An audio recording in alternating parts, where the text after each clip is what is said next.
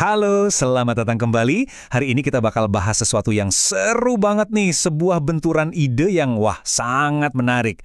Apa jadinya kalau sebuah ajaran spiritual yang modern ditantang langsung sama pandangan yang lebih tradisional? Nah, kita akan bedah sebuah jawaban yang nggak cuma menangkis kritik, tapi juga bisa jadi membalikan seluruh cara pandang kita soal spiritualitas. Nah, ini dia nih, pemicunya. Sebuah kritik tajam dari seorang pemirsa yang bilang, ajaran ini berbahaya, bisa bikin orang salah paham, dan menyimpang dari satu-satunya jalan yang benar.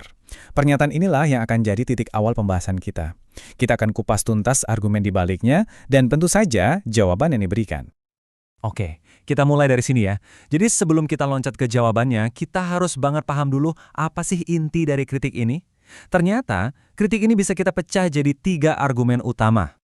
Jadi, kalau kita rangkum, ada 3 poin utama keberatannya. Pertama, ajarannya ini dianggap bahaya dan gak lengkap.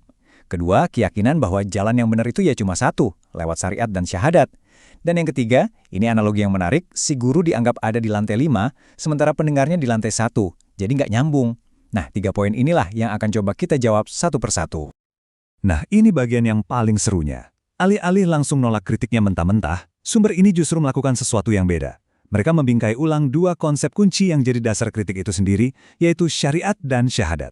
Yuk, kita lihat gimana mereka mendefinisikannya kembali. Oke, jadi menurut sumber ini, syariat itu apa sih? Gampangnya, ini adalah ilmu yang fokusnya ke tindakan fisik, ibadah yang kelihatan dari luar, yang dilakukan oleh tubuh atau raga kita. Ini adalah titik awal yang penting. Tapi, kenapa sumber ini bilang ini terbatas? Nah, jawabannya ada di anatomi spiritual manusia. Lihat deh, ini visual yang menarik banget. Ada 7 lapisan keberadaan manusia kan?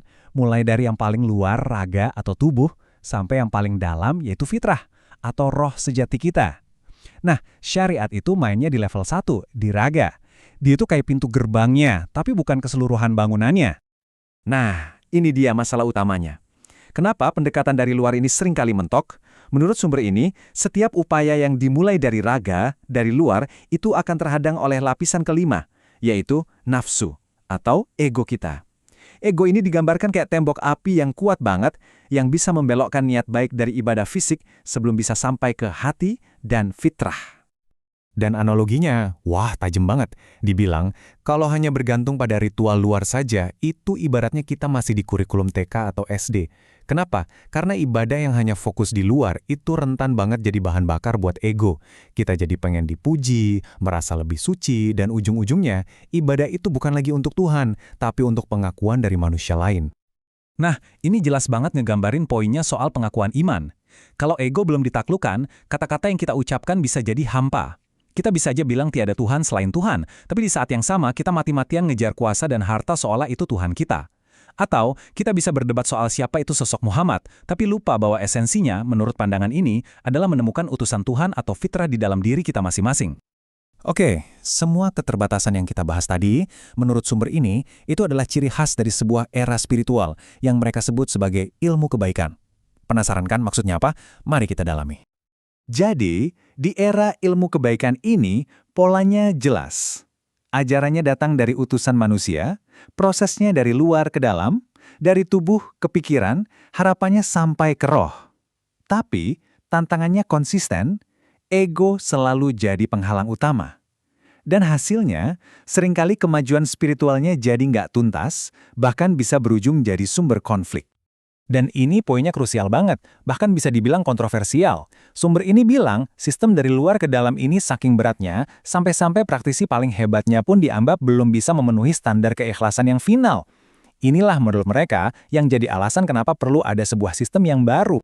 Oke, setelah kita bahas masalahnya, sekarang kita masuk ke solusinya. Sumber ini menawarkan sebuah pergeseran total. Bukan lagi pendekatannya dari luar ke dalam, tapi sebaliknya, dari dalam ke luar. Mereka menyebutnya era ilmu kebenaran.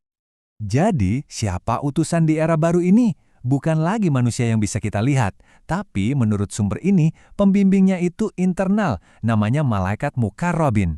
Mereka ini digambarkan sebagai pemandu spiritual yang bekerja langsung di dalam roh kita, membimbing kita dari dalam. Coba kita lihat perbandingannya ya, biar lebih jelas bedanya era lama dan era baru ini. Utusannya ganti dari manusia ke malaikat. Prosesnya dibalik, dari dalam keluar.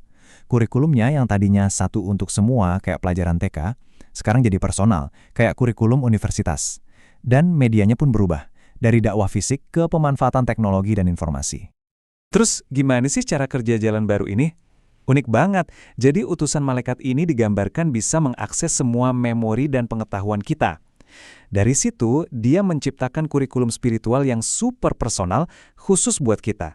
Dia akan membimbing kita dari dalam untuk menghadapi jebakan-jebakan ego kita sendiri. Makanya, semakin luas wawasan kita, semakin banyak bahan yang bisa dia pakai untuk membimbing kita. Oke, sekarang kita udah punya gambaran lengkap kerangka berpikirnya kan? Dari mulai masalah pendekatan lama sampai solusi pendekatan baru. Yuk kita balik lagi ke 3 kritik awal dari si pemirsa tadi, dan lihat gimana jawaban sumber ini kalau pakai kerangka yang baru ini.